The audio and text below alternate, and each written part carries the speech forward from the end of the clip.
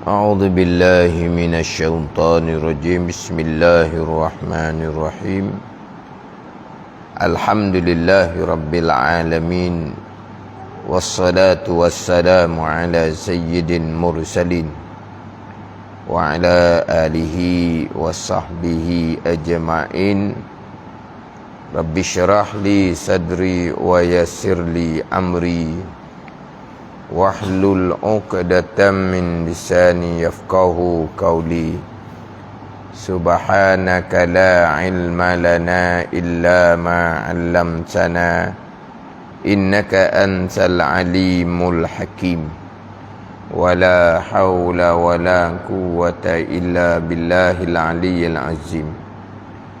Kitab Al-Misbahul Munir, muka surat 5, baris yang ke-10 daripada atas. Muka surat 5 baris ke-10 daripada atas. Qala al-muallifu rahimahullahu ta'ala wa nafa'ana bi'ulumihi amin. Kedua daripada 5 rukun Islam. Sembahyang 5 waktu. Ketiganya memberi zakat. Keempatnya puasa di bulan Ramadan. Dan kelimanya menunaikan haji ke Baitillah bagi mereka yang kuasa kepadanya kepada Baitillah akan jalan. Kedua daripada 5 rukun Islam. Sembahyang 5 waktu. Sembahyang 5 waktu. Dia biasa kitabnya mendirikan sembahyang 5 waktu. Biasanya mendirikan sembahyang 5 waktu. Sebagaimana hadis di bawah tu kan. Hadis di bawah tu sabda Nabi sallallahu alaihi wasallam di dalam hadis yang sahih. Buniyal Islamu ala khamsin. Syahadati alla ilaha illallah wa anna Muhammadar Rasulullah wa iqamis salah. Tengok tu. Wa iqamis salah. Terjemahan dia, dan mendirikan sembahyang. Kemudian di muka surat 7 didatangkan hadis Jibril alaihi salam. Di muka surat 7, apabila ditanya oleh Jibril alaihi salam, ya Muhammad, akhbirni anil Islam. Wahai Muhammad, cerita oleh kamu akan daku daripada Islam. Faqala Rasulullah sallallahu alaihi wasallam, maka berkata oleh Rasulullah sallallahu alaihi wasallam, antashhada alla ilaha illallah wa anna Muhammadar Rasulullah wa tuqimas salah. Terjemahan dia, dan mendirikan engkau akan sembahyang. Itu biasanya. Makna yang kedua tu, sembahyang 5 waktu, iaitu mendirikan sembahyang. Mendirikan sembahyang. Itu rukun Islam yang kedua. Ketiga, memberi zakat. Keempat, puasa bulan Ramadan. Dan kelimanya, menunaikan haji, yakni mengerjakan haji ke Baitillah bagi mereka yang kuasa kepadanya ke Baitillah akan jalan. Jadi keduanya sembahyang waktu ini mendirikan sembahyang. Kemudian sebagaimana terdahulu sudah membicarakan berkaitan dengan takrif Islam. Jadi takrif Islam dalam kitab Al-Misbahul Munir ini adalah mengikut zahir, mengaku zahir, terima zahir akan sekalian perkara agama yang dibawa datang oleh Nabi sallallahu alaihi wasallam. Terima.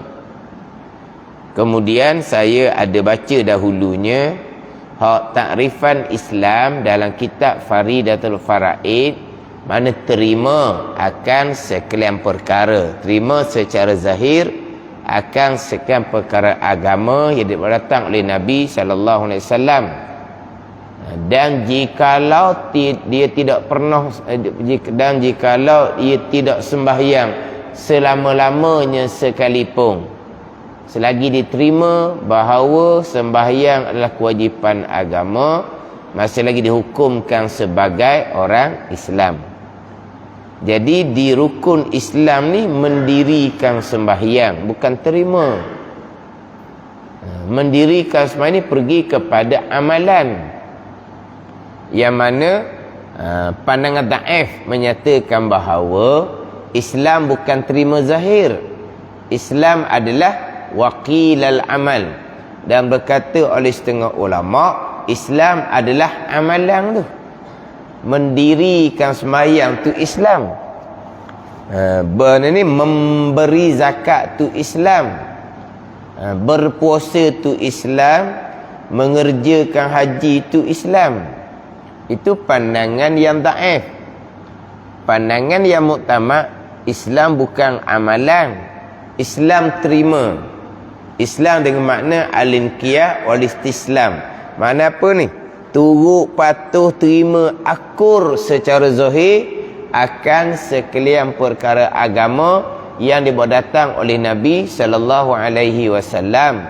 Kemudian pergi kepada beramal, itu masuk bahagian ihsan. Beramal pergi kepada bahagian ihsan.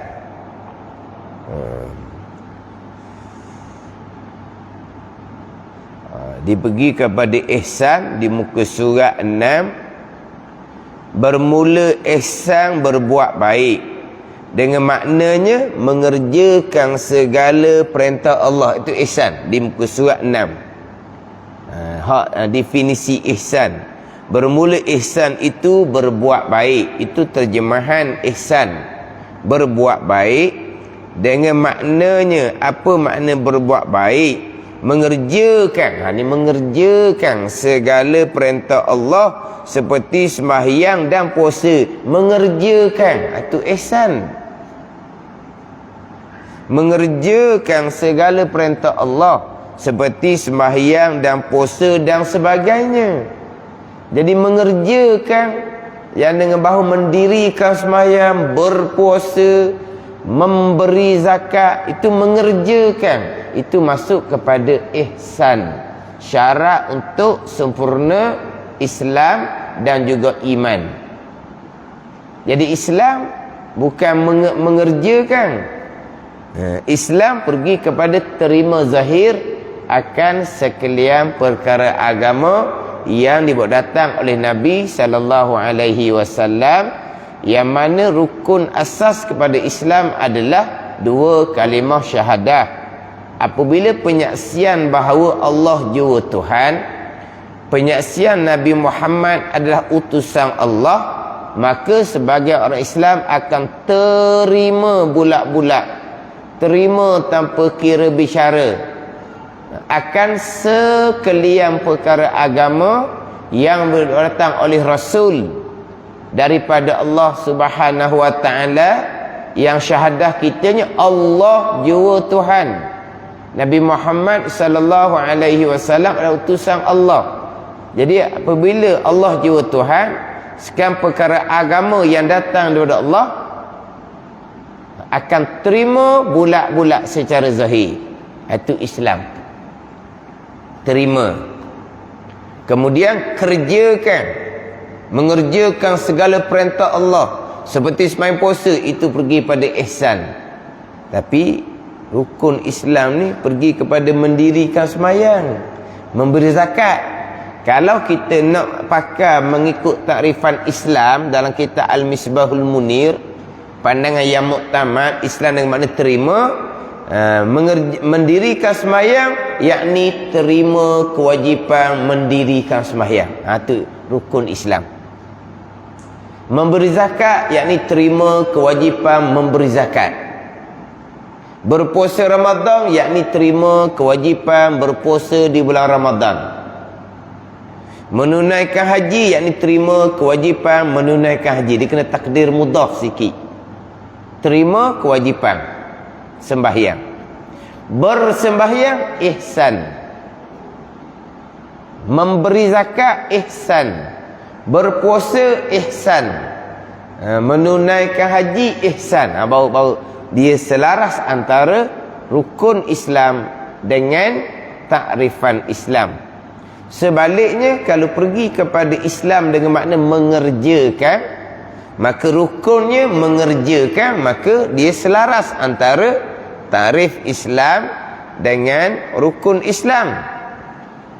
Jadi apabila mendirikan sembahyang itu rukun Islam, apabila memberi zakat itu rukun Islam, kita bicara dah dahulu, rukun-rukun ni ma yatawaqqafu alaihi sihhatu syai', barang yang terhenti atasnya oleh sah sesuatu.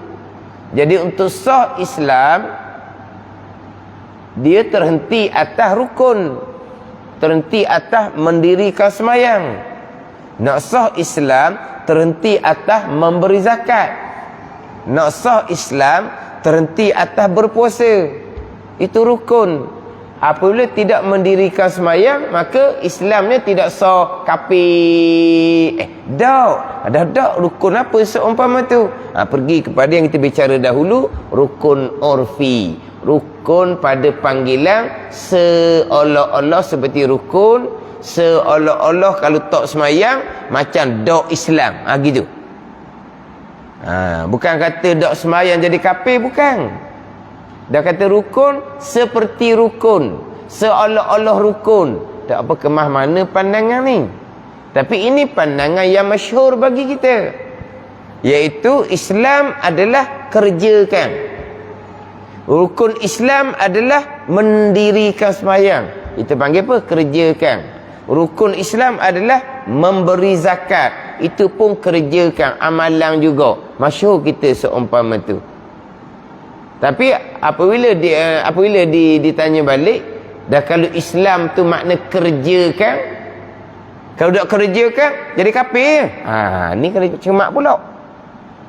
Kalau Islam makna kerjakan, tidak kerjakan jadi kafir, itu khawarij, bukan ahli sunnah. Kalau kita pakai pandangan daif, Islam maknanya junjung ataupun kerjakan perintah Allah. Rukun pula memang kerjakan, iaitu mendirikan sembahyang. Rukun memang kerjakan, iaitu memberi zakat. Tetapi kalau tidak kerjakan, Islam tak batal, tapi Islam yang tidak sempurna. Itu bahawa ahli sunnah.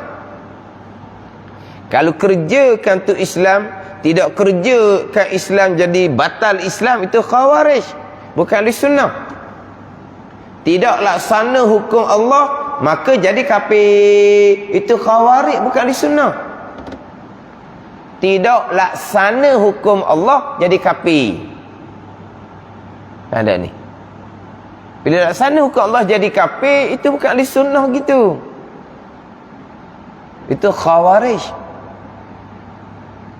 Ada ni. Ayat wa man lam yahkum bima anzalallah fa ulaika humul kafirun. Wa man lam yahkum bima anzalallah fa ulaika humul kafirun. Sesiapa yang tidak menghukum dengan hukum yang diturunkan oleh Allah, maka mereka adalah orang kafir. Kena ada huraian di situ. Sebab satunya faulaika humul kafirun, faulaika humuz zalimun. Anu tu Imam, mana dulu tu? Wa man lam yahkum bima anzalallah faulaika humul kafirun, faulaika humuz zalimun, faulaika humul fasikun.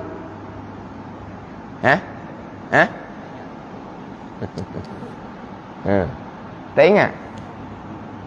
Mana dulu antara tiga tu? Tidak menghukum dengan hukum Allah, maka mereka orang kafir, mereka orang zalim, mereka orang fasik.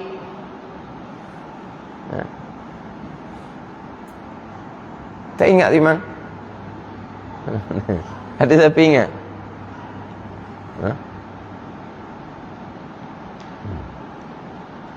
Tidak menghukum dengan hukum Allah, zalim, fasik, itu pastilah. Zalim fasik itu pasti. Sebab menghukum dengan hukum Allah, itu kewajipan agama, kewajipan. Menghukum hukum Allah dalam diri, kewajipan. Dalam keluarga, kewajipan. Dalam negara, kewajipan ijma' ulama.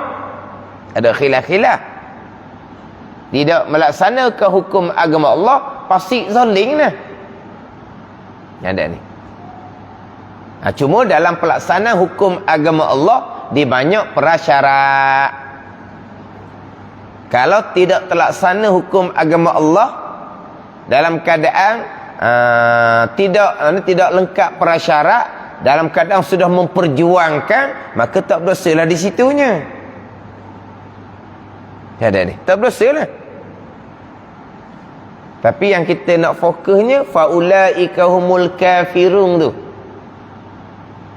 Fasik, zalim, tidak melaksanakan hukum Allah tanpa ada uzur syar'i, itu pasti. Tanpa ada uzur syar'i, syarat membenarkan hukum Allah tidak dilaksanakan untuk sementara, tak ada uzur syar'i, maka tu fasik, zalim. Tapi kalau ada uzur syar'i, itu tak fasik, tak zalim, tak berdosa tu. Tapi kena ada perjuangan untuk tertegak hukum agama Allah pada ni. Tapi kalau memang tidak ada dalam matlamat untuk melaksanakan hukum agama Allah, tu pasti zalim lah. Berapa zalim? Sebab kita duduk di bumi Allah, tiba-tiba kita tidak melaksanakan hukum Tuhan kepada bumi ni. Tak zalim gitu? Pastilah sebab apa? Berdosa. Sebab melaksanakan hukum Allah dalam negara wajib ijma' ulama. Bukan ada khilaf. Maka pastilah sebab berdosa. Siapa yang zalim, siapa yang fasik? Mereka yang tidak memperjuangkan untuk tertegak hukum agama Allah. Bukan tidak memperjuangkan, bahkan menyulikkan, bahkan mengelirukan masyarakat umum daripada hukum agama Allah Ta'ala sendiri. Itu lagi berat. Sekarang kita bicara hukum zahir. Hak hati beriman ataupun tidak dengan hukum Allah, itu masing-masing. Kita bicara zahir ni, bicara zahir. Hati terima ke tidak, tu hati masing-masing. Ada ni. Sebagaimana kita terima perintah semayang, wa aqimis solah, diri oleh kemakan semayang, kita terima sungguh-sungguh di hati akan kewajipan semayang. Zahir kita terima, itu Islam. Kita mendirikan semayang, itu ihsan. Tapi macam mana hati kita beriman dengan kewajipan sembahyang, perintah Al-Quran? Kita beriman macam mana hati kita? Kita terima bulat-bulat di hati kita akan perintah sembahyang. Sebab Quran perintah. Quran perintah, kutiba alaikumusiyam, diwajibkan ke atas kamu berpuasa. Zahir kita terima kewajipan puasa orang Islam. Kita berpuasa orang yang muhsin, ada ihsan. Tapi hati kita macam mana dengan kewajipan puasa? Hati kita macam mana? Hati kita terima sepenuhnya akan kewajipan puasa. Itu orang yang beriman. Sebab apa terima? Quran perintah.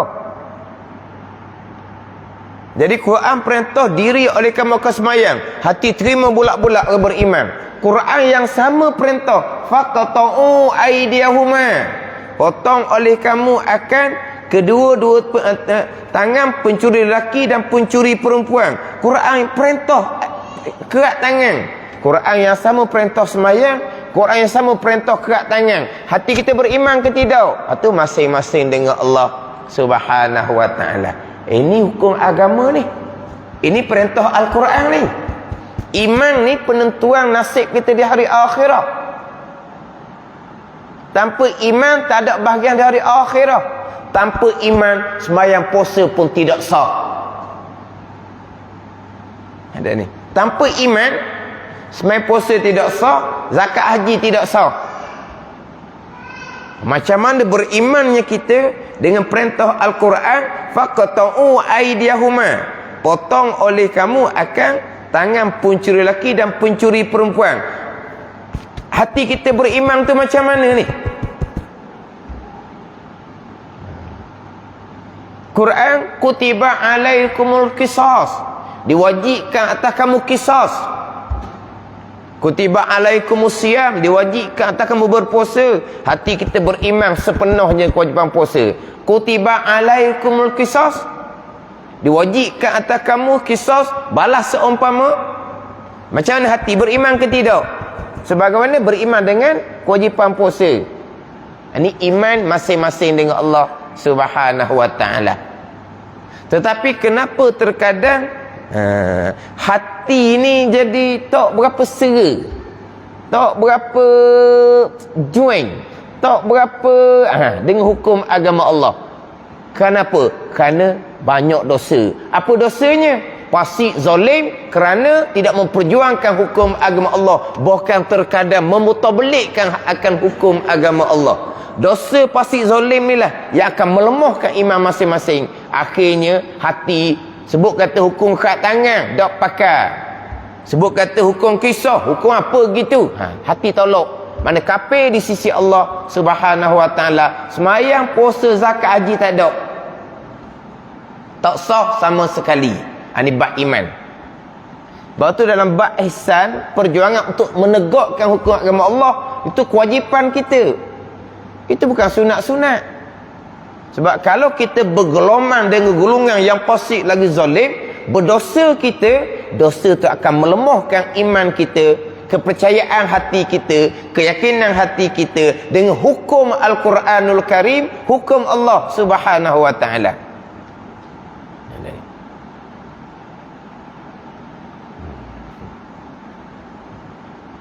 Itu bab iman. Kita bicara sekarang bab Islam. Hak zahirnya bab Islam. Bab iman masing-masing dengan Allah Subhanahu wa ta'ala. Imanlah penentuan akhirah, imanlah syarat untuk sah sembahyang, puasa, zakat, haji kita. Ada ni. Sebut kata hukum agama Allah tak berapa serasi. Hak berat laginya tak setuju, tak suka, tak berkenan, fobia, negatif. Kerak tangan pencuri hukum apa gitu. Kerak tangan orang, kerak tangan orang. Cacat kawan tu. Oh lah, hukum siapa perintah? Badan ni. Ngaji agama molek. Belajar agama molek. Belajar agama molek. Ini agama Allah Subhanahu wa ta'ala. Hak pasik zalim ni kena jaga molek. Zalim sebab apa? Sebab duduk di bumi Allah, tiba hukum Allah, dia mau laksanakan, dia kena ada perjuangan. Lepas tu pelaksanaan tu dia banyaklah peringkat dia. Kita nak pergi kepada wa man lam yahkum bima anzalallah fa ulaika humul kafirun. Sesiapa yang tidak menghukum dengan hukum yang diturunkan oleh Allah, maka mereka di kalangan orang kafir. Mereka di kalangan orang kafir. Oh, ni kena huram molek. Yang semata-mata tidak menghukum tanpa ada uzur syar'i, orang fasik, orang zalim. Hak kafir ni tidak menghukum serta engkar tolak. Itu jadi kafir. Hukum Allah tak pakai, hukum Allah zalim, hukum Allah primitif, hukum Allah untuk jangka pipa, untuk manusia dah hutang. Ada ni percakapan seumpama ni. Budak ni mungkin tak berapa kenal. Orang tua jangan jadi Melayu mudah lupa. Ni ucapan ni. Bukan ucapan drama ni. Ucapan dalam realiti kehidupan orang dulu. Menghina hukum agama Allah. Tidak menghukum serta engkar, serta tolak, serta hina. Fa ulaika humul kafirun. Tapi kalau semata-mata tidak laksana tanpa ada uzur syar'i, pasti zalim. Pasti zalim tu akan melemahkan iman kita dengan hukum agama Allah Subhanahu wa taala. Tetapi kalau semata-mata kerana tidak melaksanakan hukum Allah tanpa ingkar, dihukumkan kafir juga, itu khawarij, bukan ahli sunnah wal jamaah. Itu kena beringat. Sebab terkadang timbul kafir kerana tak laksana hukum Allah. Satu laginya, apabila tidak laksana hukum Allah, berhenti tolak, berhenti engkar. Hak ni cukup bahaya. Cukup bahaya bawakan seumpama ni. Tidak laksana hukum Allah, berhenti tolak dan engkar. Kalau tak tolak, tak engkar, pasti laksana. Hak ni cukup bahaya. Sebab betul, kalau tolak hukum Allah, kalau ingkar hukum Allah, ni tak ada Islam ni. Islam kena terima. Terima, ini Islam. Tak terima, tolak, ingkar, batal Islam. Tak terima, tolak, ingkar di hati, batal iman. Jadi tolak, ingkar ni menyatakan seorang tu kafir. Dah laksana, tolak, ingkar lah. Bahaya gitu. Ada ni. Jadi berarti tak laksana tu kafir, khawarij, bukan ahli sunnah. Ada ni. Sebab saya pernah ditekan dalam kelas. Ustaz, apa lagi Ustaz? Bila tak laksana tu memang ditolak, diingkar lah. Kalau tak tolak, tak ingkar, pasti dia laksana. Jadi mudah sikitnya tanya, dan macam mana dengan perjuangan sendiri? Laksana dah hukum Allah, belum laksana pun sudah diderafkan. Itu jalan dia sudah diderafkan. Di Terengganu sudah diperkenankan oleh Duli Yang Maha Mulia Sultan. Di Terengganu kita, di Kelantan sudah diderafkan. Itu jalan untuk pelaksanaan perjuangan kita. Masa tu ada satu lagi yang deraf pun tidak ada, dan perancangan untuk deraf pun tidak ada. Ni. Ada satu negeri masa tu, Kedah. Pada masa tu Kedah tak ada deraf undang-undang agama Allah di Kedah, dan tidak ada perancangan pada masa tu. Macam mana? Derah tidak ada, perancangan untuk bentangkan derah tidak ada, untuk melaksanakan hukum agama Allah. Berarti Kedah engkar, tolak hukum agama Allah. Kena atas di sini. Dak Ustaz, dak engkar, dak engkar. Dak engkar pula. Ada ni. Kena atas batang kepala tu barulah gelisah sekali. Kena ke orang kau, tolak agama Allah, engkar agama Allah. Jauh lagi tu. Itu kalau sunnah seumpama tu.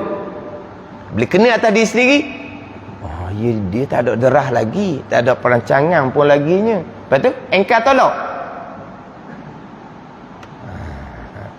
Tidak laksana.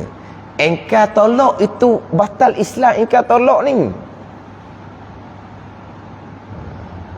saya sebut dah sebelum ni kan, orang tidak laksana hukum Allah, tak semayang, tak laksana hukum Allah tu, dia engkar ke? Tolak kewajipan semayang? Tidak. Dia tak puasa, berarti dia engkar tolak kewajipan puasa? Tidak. Tapi berdosa lah dianya, pasti zalim lah. Tapi orang yang tidak laksanakan perintah semayang, orang yang tidak laksanakan perintah puasa, berarti dia tolak, dia engkar hukum kewajipan semayang puasa? Tidak. Begitulah beza dia. Orang yang tidak laksana perintah Allah, Allah memerintahkan tutup aurat, dia tidak laksanakan penutupan aurat, berarti dia engkar, tolak hukum kewajipan tutup aurat. Tidak. Itulah yang itu. Tidak laksana, tidak semestinya engkar dan tolak. Tidak laksana, fasik dan zalim. Engkar tolak jadi kafir. Itu kata kena cermat. Jangan mudah-mudah tidak laksana hukum Allah, kafir. Itu khawarij, bukan ahli sunnah wal jamaah.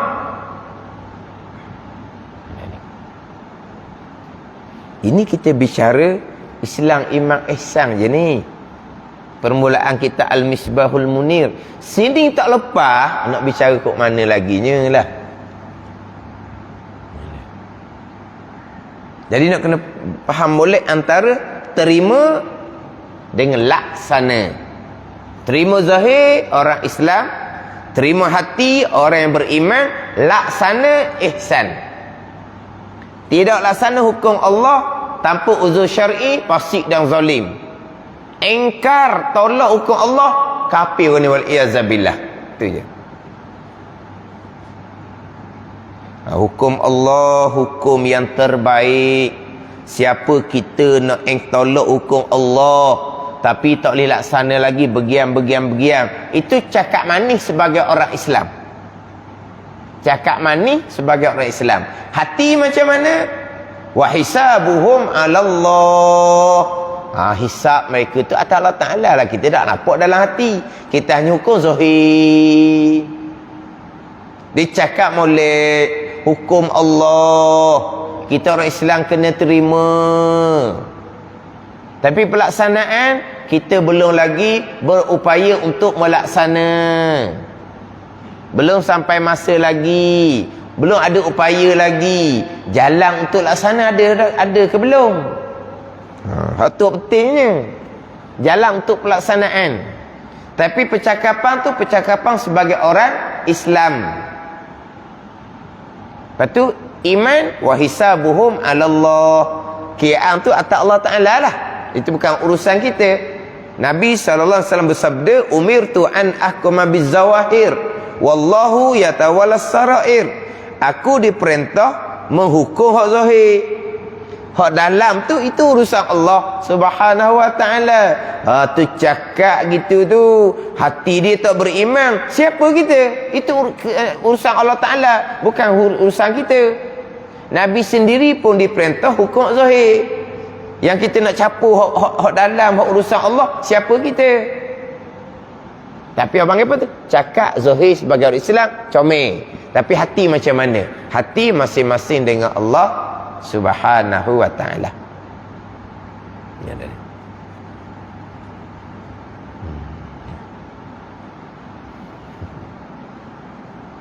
Jangan mudah-mudah tidak laksana hukum Allah, kafir. Itu bukan ahli sunnah.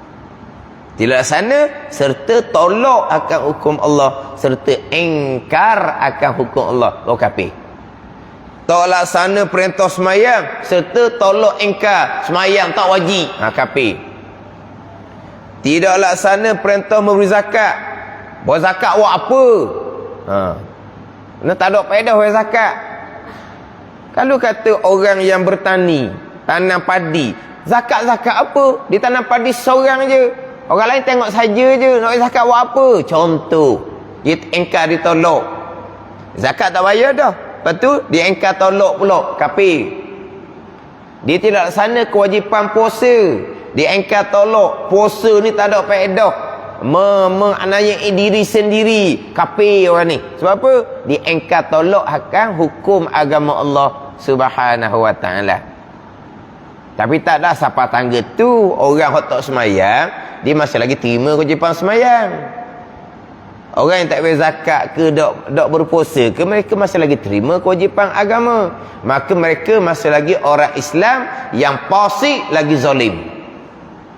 Tak laksana serta dengan engkar tolak, kafirun, kafir orang tu. Iyazabillah. Itu kena faham molek. Tapi fasik zalim kerana tak laksana hukum Allah, walaupun tak batal Islam, akan melemahkan iman. Iman tu nombor satu. Iman dalam akan melemahkan iman. Mulut tak bunyi, tapi hati tengok orang semayang, Semayang buat apa? Tak ada boleh apa pun. Kalau dah susah lah hidupnya walaupun semayang tak tinggal pun. Kalau kata penyakit banyak walaupun semayang tak tinggal pun, hati ditolak dah, diengkar dah. Maka batal iman dia. Mulut tak bunyi apa pun. Sebab apa jadi gitu hati dia? Kerana berdosa besar tak semayang, dosa besar tu akan melemahkan iman. Ada ni. Sama juga bicara bab hukum agama Allah yang lebih luas. Apabila kita tidak memperjuangkan hukum agama Allah, dosa kitanya akhirnya akan melemahkan iman kita, kepercayaan kita kepada hukum agama Allah sendiri. Bila nak laksana hukum Allah ni, risiko kita dengan undang-undang yang ada sekarang, aman damai kita hidup, makan cukup, kerja buat ada. Laksana hukum Allah kan cari penyakit nanti kan, kuasa besar Amerika nanti kan. Jadi berat kita nanti hidup molek-molek, makan cukup, kerja ada, dengan undang-undang hak manusia ni nak balik pada undang-undang agama Allah. Ni nak cari penyakit ni. Jadi hati tak percaya dah kepada hukum agama Allah. Itu dalaman masing-masing. Bab iman tu dalaman masing-masing. Itu penentuan akhirah kita, iman. Jadi untuk iman ni, mari daripada ihsan. Perjuangan kita tu untuk tertegak hukum agama Allah Subhanahu wa ta'ala, supaya kita lepas daripada fasik lagi zalim. Fasik zalim ialah yang akan melemahkan iman seseorang.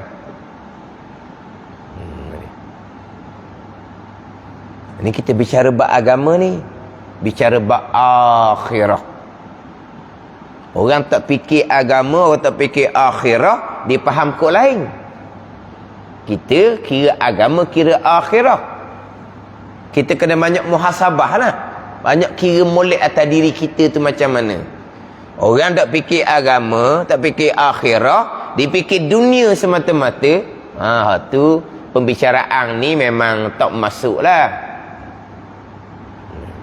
Kita bicara agama, Islam, iman dan ihsan. Agama inilah yang akan menyelamatkan kita di dunia dan di hari akhirat. Jadi kita balik mula, Islam adalah terima. Jadi rukun Islam yang kedua sembahyang waktu, terima kewajipan sembahyang, terima kewajipan memberi zakat, terima kewajipan berpuasa Ramadan, terima kewajipan menunaikan haji ke Baitillah. Bersembahyang, memberi zakat, pergi kepada ihsan. Ini kalau kita kira pandangan yang muktamad, Islam adalah terima, kerjakan, laksanakan, itu pergi kepada ihsan. Ihsan di muka surat 6, bermula ihsan itu berbuat baik, dengan maknanya mengerjakan segala perintah Allah. Mana perintah Allah? Seperti semayang, puasa. Mendirikan semayang, itu kerjakan. Berpuasa, itu kerjakan. Pergi kepada ihsan, syarat untuk sempurna Islam dan iman. Dia gitu.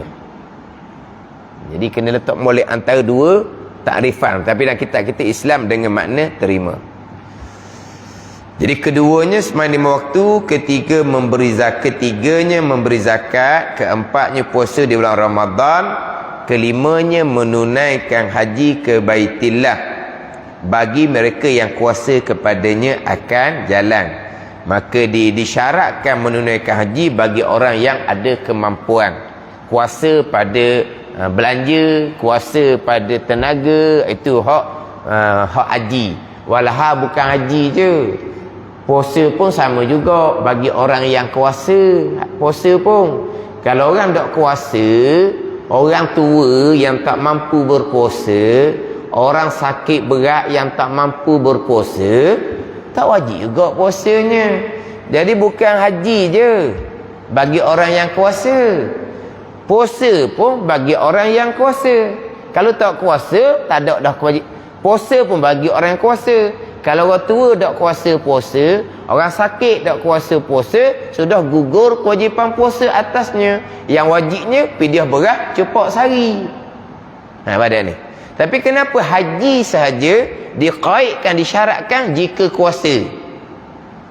Padahal puasa pun sama, jika kuasa. Tapi sebab apa puasa tidak didatangkan syarat jika kuasa?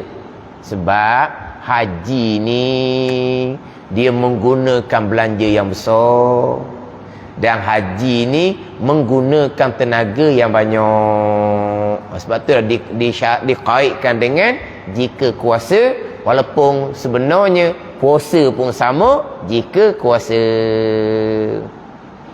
Adapun sembahyang tidak ada jika kuasa. Sembahyang jika berakal, akal hilang dah, barulah tak wajib sembahyang. Ada sembahyang jika kuasa, sembahyang pasti kuasa. Sembahyang pasti kuasa. Pasti kuasa macam mana? Tidak kuasa berdiri, pasti kuasa duduk.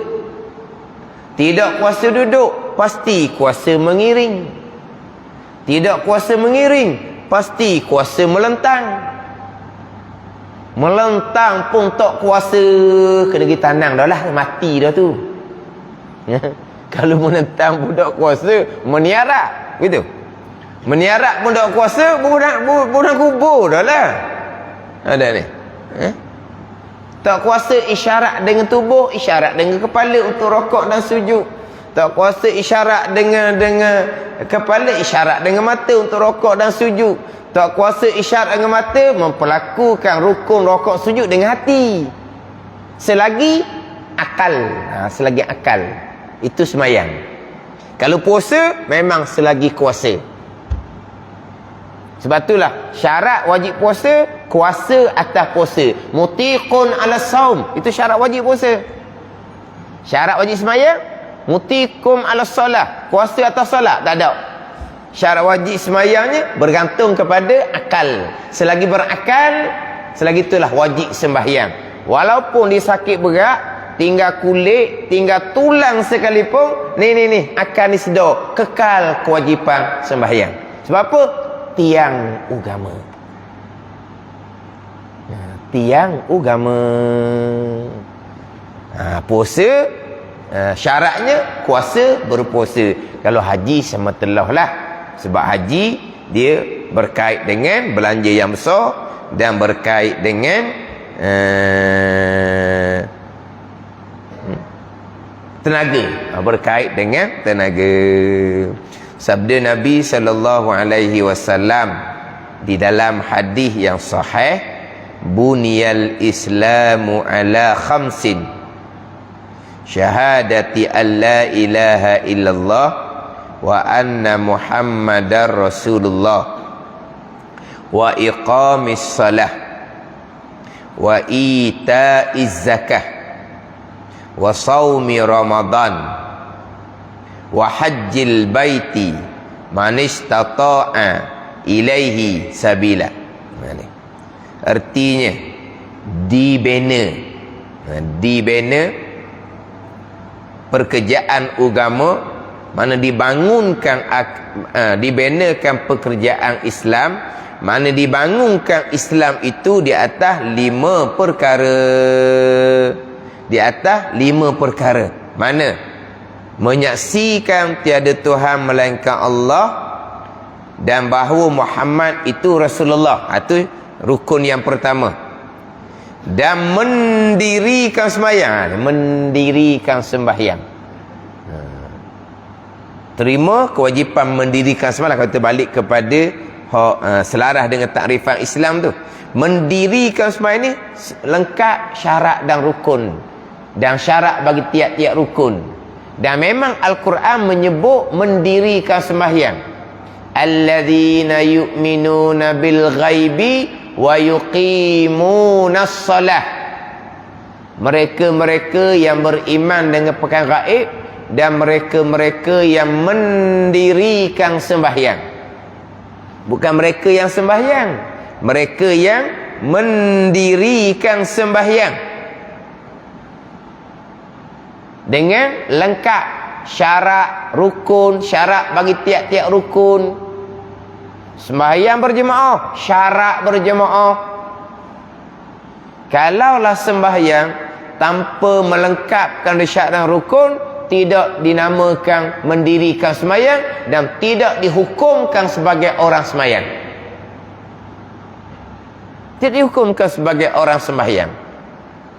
Jadilah macam Khalaq bin Rafi', masih usolatah, orang yang merosokkan sembahyang. Khalaq bin Rafi', orang Badawi, sembahyang berhampiran dengan Nabi sallallahu alaihi wasallam. Tapi dia jenis apa ni? Biasa tu saya sebut, dia kata tenggok. Faham tenggok? Kita orang Terengganu tak faham tenggok ni. Sombong, meta, gong. Dia belaka dah. Tenggok, meta, gong, sombong. Apa lagi? Jadi sombong dengan meta ni sama je. Oh, meta budak ni. Ke apa meta? Sombong dah. Ke meta makna degil? Meta bukan makna degil. Habis kurang. Jadi meta tu degil lah, bukan sombong. Ke orang Terengganu tak panggil meta? Ada kan? Saya ngaji dulu tu kata tenggok. Tenggok ni gong lah, gong. Terengganu banyak gong. Tapi waktu gong lain tu, waktu gong banggu, waktu gong tanah tinggi waktu. Gong tu lah. Gong tok nasi tu gong, bukan gong meta tu. Waktu gong ni tinggi tau. Gong banggu lebih kurang tu. Dah, bukan gitu. Banggu je dah. Banggu dengan gong sama tau. Banggu tu kan. Atas banggu, atas gong. Hidup mana? Hidup atas gong tu. Bukan duduk bawah ni. Hidup atas gong. Atas gong ni tinggi sikit lah. Jadi dia ni jenis sombong, jenis meta. Dia buat pandai. Nabi SAW berada dalam masjid Nabi. Dia masuk, dia buat belagak, dia semayang. Cara dia. Belajar tak mu? Ni. Perangai Khalaq bin Rafi', kalau masa kita gok, ramah sangat. Jadi meta gong sombong macam Khalaq bin Rafi', tak mau belajar. Oh, sudah semayang, pergi jumpa dengan Nabi SAW, beri salam. Nabi pun jawab salam. Nabi kata, irji' fasalli fa innaka lam tusalli. Kembali kamu, sembahyang kamu belum sembahyang. Oh, Nabi kata kamu belum sembahyang. Kamu belum sembahyang, Nabi kata. Nabi kata, pergi sembahyang, mudah sembahyang lagi. Gitu maksud dia kalau cakap gitu kau. Oh, meta dia. Pergi sembahyang pula. Lepas tu mari pula beri salam ke Nabi. Nabi pun bersabda sama, irji' fasalli fa innaka lam tusalli. Kembali kamu, sembahyang kamu belum sembahyang. Oh, pergi sembahyang pula. Ni bukan sombong dah ni. Campur dengan bodoh dah. Waktu dia panggil bodoh sombong, kan kita panggil kan? Tu secara lah. Tu bodoh sombong tu. Ni jenis ni lah. Jenis bodoh sombong. Ada bodoh sombong, ada cerdik sombong. Kau kan? Hak bodoh sombong ni bodoh tapi sombong. Hak cerdik sombong ni dia cerdik serta sombong gitu. Ni sombong dah. Bodoh pula. Pergi pula sembahyang kali yang ketiga. Mari jumpa dengan Nabi sallallahu alaihi wasallam. Nabi perintah pula, irji' fasalli fa innaka lam tusalli. Kembali kamu sembahyang kamu belum sembahyang. Ya Rasulullah, tak pandai. Hilang sombong. Baru mengaku tak pandai. Baru Nabi ajar. Iza kumta ila salah fakabbir, summa qra' ma tayassara minal Quran, summa rka' hatta tatma'inna raki'an. Tu rukun 13 kita tu. Itu mari daripada Khalaq bin Rafi' tu. Iza qumta ila salah fakabbir. Bila kamu berdiri pada sembahyang, kamu dah takbir. Summa qra' ma tayassara minal Quran. Kemudian bacalah kamu akan ayat yang mudah daripada Al-Quran. Lepas tu mazhab Hanafi tak syarat baca Fatihah, baca surah lain pun boleh. Sebab apa Nabi kata summa qra' ma tayassara minal Quran? Baca hak mana hak mudah daripada Quran. Bukan syarat Fatihah. Mazhab Hanafi sunat je baca Fatihah. Kita dok patut satu rukun, ambil adik lain pula. Patut ni. Satu rukun 13. Ni, kholak berapik ni lah. Habis dah sombong, mengaku tak pandai, baru Nabi ajar. Ni. Mana semayang tak betul, tak panggil semayang. Kamu belum sembahyang. Fa innaka lam tusalli. Kamu belum sembahyang. Ada ni. Tak ada semayang, tak ada tiang agama, tak ada pahala kebajikan yang lain. Semayang tiang agama, sembahyang yang difardukan terlebih dahulu, zakat ke, puasa ke, haji ke, semayang dulu. Semayang dulu yang diwajibkan. Sebab kita maklumlah, sembahyang diwajibkan di Mekah. Puasa, zakat, haji Madinah belaka dah tu. Hak di Mekahnya sembahyang. Setahun lebih sebelum Nabi hijrah ke Madinah. Umur Nabi 91 tahun, 8 bulan, 13 hari. Ketika berlakunya peristiwa Isra' dan Mi'raj, diperintahkan kewajipan sembahyang. Duduk di Madinah tahun pertama tak ada lagi puasa. Tahun yang kedua di Madinah barulah turunnya kewajipan puasa dan zakat. Duduk Madinah tahun yang kelima, kata tahun yang keenam barulah diwajibkan perintah, diwajibkan haji. Tahun yang kelima ataupun tahun yang keenam baru diwajibkan perintah haji. Mana sembahyang yang diperintahkan di Mekah. Ada ni. Kemudian sembahyang yang akan pertama-tama akan disoal. Kalau sembahyang tidak diterima oleh Allah, amal lain tidak akan diterima oleh Allah. Sebab tu orang tua-tua kita ni kalau bab belajar, satunya sifat 20, satunya bab sembahyang, mereka tak akan tinggal. Sifat 20 itu akidah usuluddin, tapak agama. Sembahyang tu imaduddin, tiang agama. Aduh ni tak tinggal. Orang kita dengar sangat-sangat sifat 20, tak ada sebulan sekali. Bab sembahyang tak ada, belang kali ya. Allah kata tiap-tiap malam duduk dalam majlis ilmu, tapi bab tauhid tak ada, bab sembahyang tak ada. Ni orang kita sekarang. Yang pertama-tama kita tanya adalah sembahyang. Tuan tak terima, semua tak terima hak lain. Sebab tak ada tiang. Tapi tiang tak tiang pun usuluddin tu tapak. Tu jelas lah tunya. Tu usuluddin tu tapak. Kita bicara zuhir ni. Sembahyang tu tiang. Tiang agama sembahyang tu. Sembahyanglah satu-satu kewajipan syariah yang Nabi terima direct daripada Allah Subhanahu wa taala, tidak melalui Jibril alaihi salam. Besarnya kewajipan sembahyang tiang agama. Jadi, tapi mendirikan sembahyang, alladzina yu'minuna bil ghaibi wa yuqimuna shalah. Mendirikan sembahyang tiang agama. Oh ni tunggu saya biasa sebut ni, tiang tak boleh geting-geting, dia kata kena timbang air. Ada ni. Tiang, ada tiang. Kita nak buat satu bangunan, ada tiang, ada dinding. Tiang tak boleh nak geting-geting, pada geting. Duk jauh. Kanan. Dak. Ki. Tak boleh geting gitu tiang. Lepas tu macam mana? Timbang air. Ada. Mana apa tiang ni kena pandai sungguh-sungguh. Jangan nak geting-geting, nak agak-agak, tengok orang tu. Jangan, ni tiang ni. Tak ada puasa, tak ada zakat, tak ada haji ni. Baca Quran ke, berzikir ke, tak ada kalau sembahyang tidak diterima oleh Allah. Kena belajar molek buat sembahyang. Apa? Tak panggil sembahyang macam kholak berapik.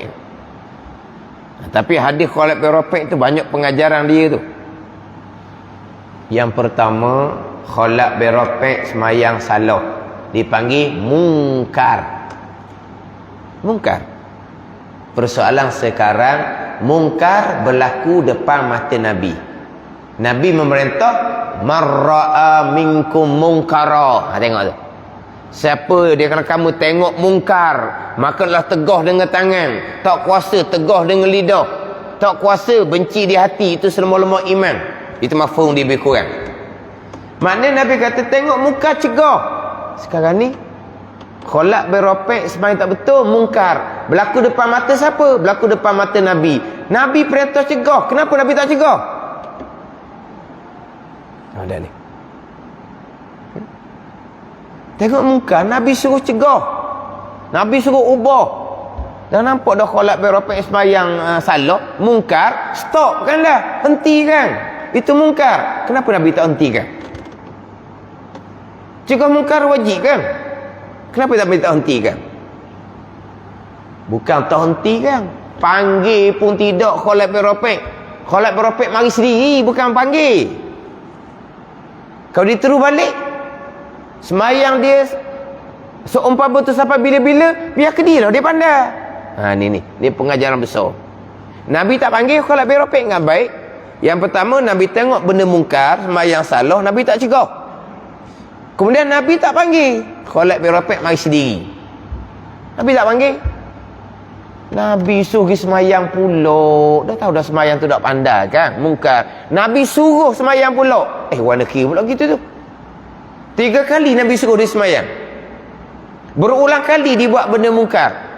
Nabi tak cegah, Nabi tak panggil, ajar ke, Nabi suruh pula dia semayang. Ni.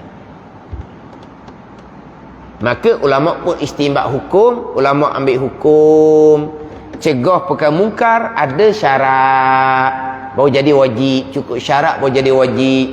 Antara syaratnya orang tu tidak sombong. Kalau dia sombong, biar ke dia lah, dia nak semayang pasal mana pun.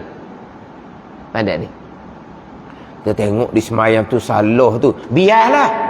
Kamu pandai, jangan buat diam gitu. Dia sombong, dia pandai sangat, belagak sangat. Macam kholak beropek tadi, biar dia nak semayang pun, tak wajib kita ajar pun. Jadi dia kata perangai kholak beropek masa kita tengok ramai orang belagak pandai. Dia jebeh orang belajar bab semayang ni. Tak habis-habis belajar bab semayang daripada budak. Tak pandai-pandai lagi ke? Dia kata gitu.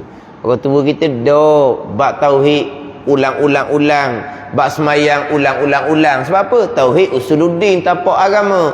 Semayang imaduddin, tiang agama. Tak ada tapak agama, orang lain tak ada terima belaka, termasuk semayang. Tapak comel, semayang pula tak ada, tiang tak ada, orang lain tak ada terima. Allazina yu'minuna bil ghaibi wa yuqimuna shalah. Ingat baik tu. Itu orang yang bertakwa. Hudal lil muttaqin. Al-Quran tidak ada ragu menjadi petunjuk bagi orang bertakwa. Siapa yang bertakwa? Alladzina yu'minuna bil ghaibi wa yuqimuna shalah.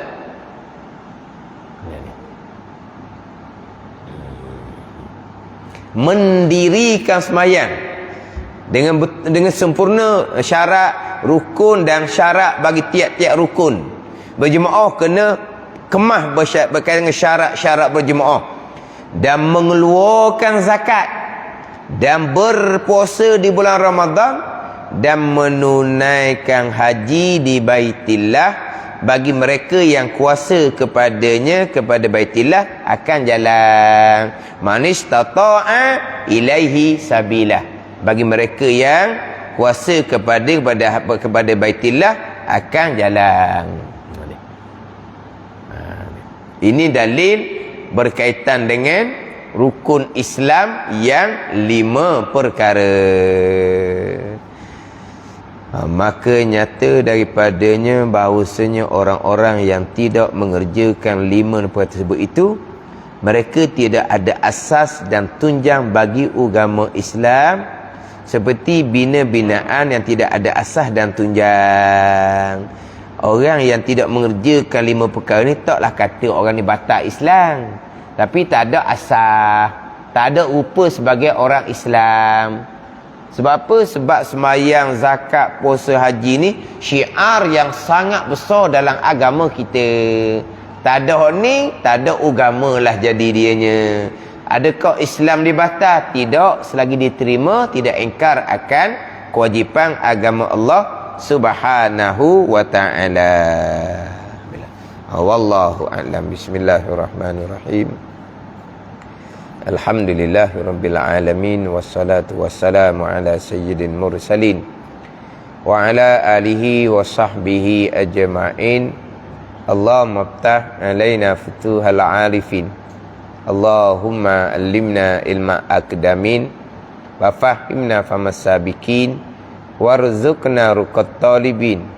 Allahumma zidna ilma wa alhiqna bis salihin. Wa sallallahu ala sayyidina Muhammad wa ala alihi wa sahbihi wa sallam. Walhamdulillahi rabbil alamin.